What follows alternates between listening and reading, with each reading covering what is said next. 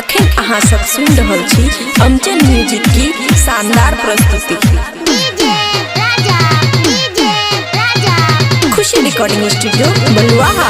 पिया हो दिल्ली में सुनई छिया रोज तू सट्टा खेलै छो। किसया हो जयपुर में सुनई छिया रोज तोई जुआ खेलै छो।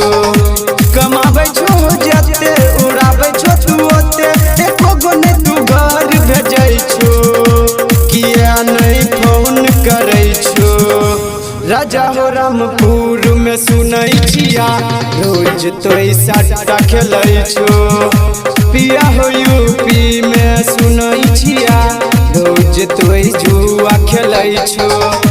कमाबै छो जते उड़ाबै छो तू ओते एको गो ने तू घर भेजै छो। किया नहीं फोन करै छो। किसया हो जयपुर में सुनई छिया रोज तोई जुआ खेलै छो। पिया हो यूपी में सुनई छिया रोज तोई सट्टा खेलै छो।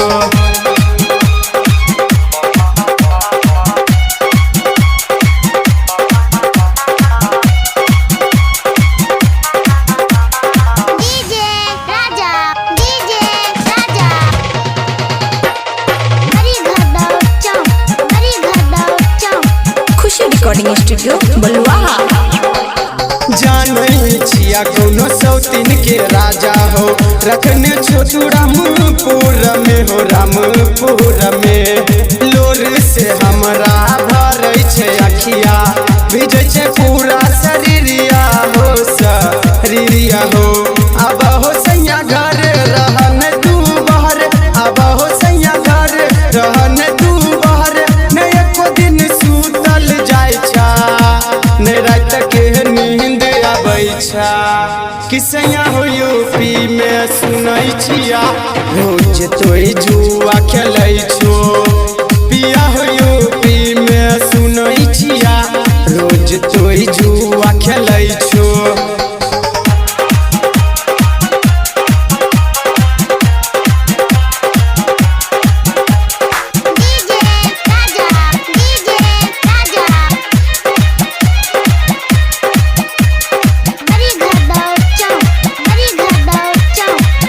रिकॉर्डिंग स्टूडियो बलुआहा।